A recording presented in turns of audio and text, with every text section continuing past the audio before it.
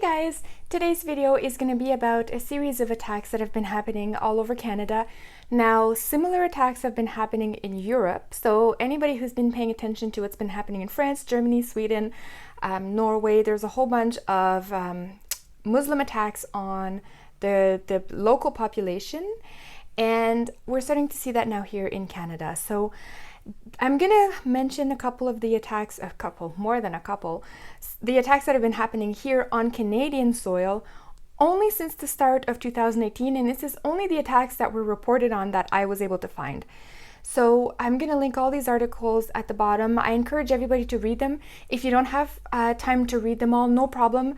I'm going to resume all of those, summarize, I should say, all of those articles really quickly for you here today, so you can save yourself. It took me an afternoon of research. I'll save you all that time by briefing you on what's been happening and why I believe it's jihad. So these are attacks that are in some cases geared towards women. They are random, unprovoked. This is what ties all of them together. All of them random, all of them unprovoked. The media, the police, the government, everybody, the officials, everybody says, we don't know, we don't understand, it's unprovoked, why is this happening? Well, as you know, maybe the solution isn't a pretty one, but I think I have one, and I think it has to do with jihad, it has to do with Islam. Now, Islam has a big part of its ideology geared towards non-believers, and under Islam, non-believers like I'm called a Kafir. Kafirs can be humiliated, they're cursed, they can be robbed, raped, punched, whatever, because we can be mistreated under Islam just for the sake of being a non-believer. So this is, again, I'm the messenger. I'm just reporting to you what it says in the Quran. I'm not here to put blame on Muslims. And in fact, I believe a lot of Muslims are starting to realize what's happening too, and they're not too happy because these are the Muslims that have fled these countries and these Islamic countries to come here to Canada, so they would not have to have Sharia law dominate their lives, and they can practice only what they want to practice out of Islam.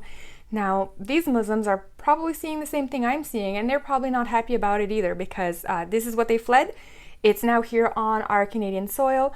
So here goes. I'm going to start going over the articles now. So, let me start here. So I'm going to tell you the date, and I'm going to tell you what happened. March 8th. There was in Rideau, which is Ontario, so I call it the Rideau punchings. There's a man, his name is Mustafa Koshna, and what he did is he attacked 5 people.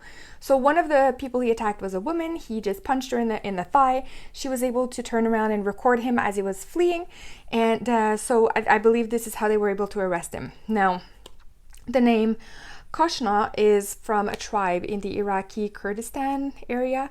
And that area of the world, I looked it up, and it is 100% Muslim. So chances of this guy being a Muslim, if he came here from that country and he's a newly arrived immigrant, are about 100%. So there's another attack, February 12th. So nothing is chronological here. I just kind of Googled the articles and put them all together. Toronto College Station attack. This one is really brutal because the guy who is not named, I couldn't find a name of the suspect, he attacked another person unprovoked at 12:40 p.m. This is middle of the day with an ice pick. Now the victim unfortunately lost eyesight in one of his eyes due to this attack. Now, the problem is, I'm very suspicious when the media doesn't release the name. Why? You have the guy in custody. Why would you not report the name? I think they're hiding something from us, because if they weren't, they would be honest with us and they would put the name. This is their job. Their job is to report on this. The government is supposed to protect our citizens by publishing the name so that we know and we're aware. You know, if your neighbor's name gets published as a jihadist, you're going to be a little bit more on guard than if you have a jihadi next door and you don't even know about it. So anyways, no published name on this attack. We don't know. Mississauga, there was an attack on an autistic man. Now, this was Tuesday, March 13th. This video did go viral. It was caught on CCTV video, and it went all over, and you can see it on Facebook for about a month. I think why it went so viral is because this man was autistic, so especially unable to defend himself. He had just stopped in the stairs to tie his rollerblades, and these 3 guys jumped him, and they punched him, kicked him. One of the perpetrators' name is Parmveer Singh Shahil. And another guy was also apprehended for this, and there was a third guy they're still looking for. So that was it for this one brutal attack. Now, Toronto had a bunch of kicking attacks. This guy's name was Ahmed Umer, and what he did is threw rocks. So which religion has punishment where you stone people? I wonder where he got that idea from.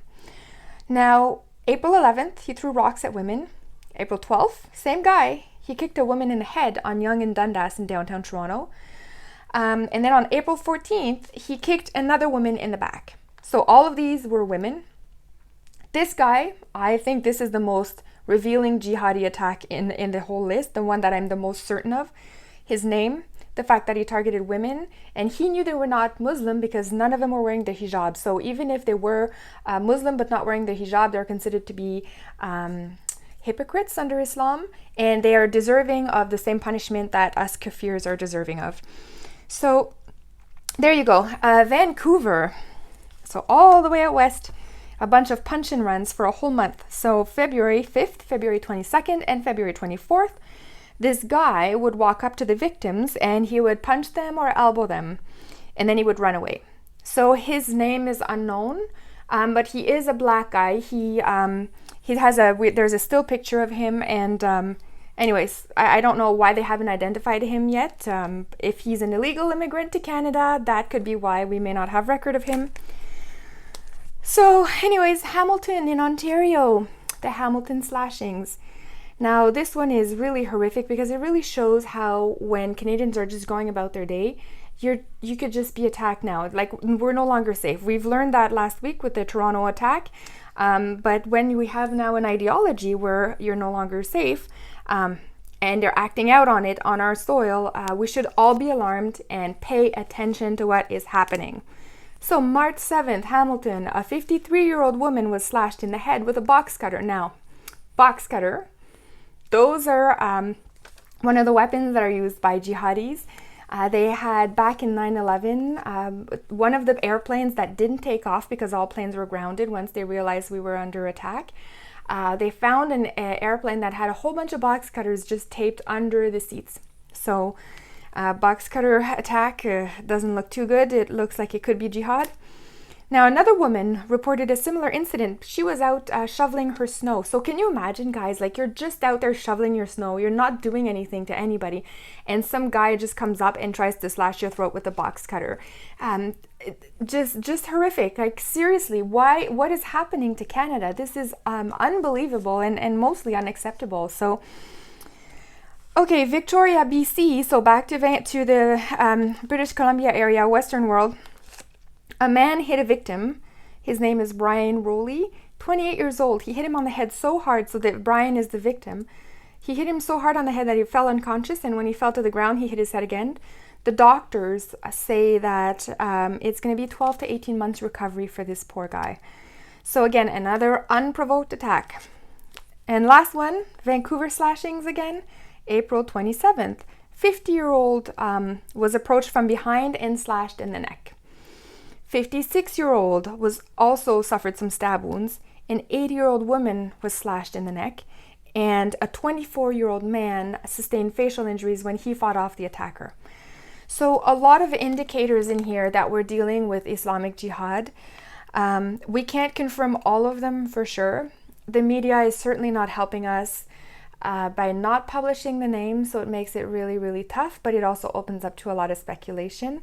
And before we go, I wanted to share a couple passages from the Quran here, because if we understand what the Quran says about our us Kafirs, it helps understand what is happening. And if we keep allowing migrants to come here without a very strict policy in place to kind of re-educate them and not allow anybody into our land that won't follow our rules. So we have to have a very clear policy for these people, and the minute they go against this policy, they need to get kicked out, or else we will lose our country. That's what's going to happen. We're going to lose our country to violent Islamic Jihad, and it's going to be the Islamization of Canada. So we have to be very careful. So here goes for the Quran.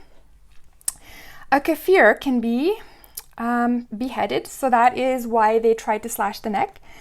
So Quran 47 verse 4, when you encounter the Kafirs on the battlefield, cut off their heads until you have thoroughly defeated them, and then take the prisoners and tie them up firmly.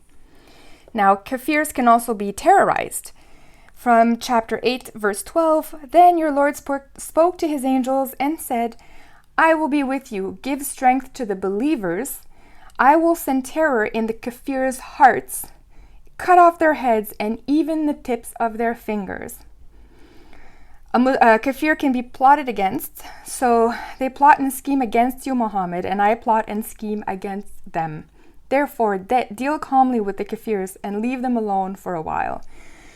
So those are just a couple. There's a lot more passages in the Quran, but I just wanted to show that this is part of the Islamic doctrine. And what kind of pisses me off is the government and the police. Nobody seems to know what to do. Everybody goes, oh, this is an unprovoked attack. We don't know why. We have no idea why they've done this. Well, I'm here to say I have an idea why they've done this. I believe some of these people are very likely to have been following the commands of Muhammad and are carrying out jihad in our streets right underneath their nose, and we're not even calling it what it is. We're sleeping at the wheel. We're not paying attention, and we're saying unprovoked. It's not unprovoked. And if it is, let's go with the narrative, the media narrative, that it's unprovoked. Let's assume they're right. Why are all these immigrants coming here and doing these unprovoked attacks? Here's another reason to close our borders. These people are doing weird things we don't understand. So close the borders now and deal with people, and go back to immigration, where we used to have people come here that were similar backgrounds, so Judeo-Christian faith or European descendants. Those are the kind of immigrants that we should be allowing to come in first, if we were to keep immigrants coming here. Again, immigration is such a complex issue. I don't want to get into all of this in this video here, but you know, if we take the best immigrants from the world, we're leaving those countries with the best people are gone, so they're going to become really, really fast shitholes.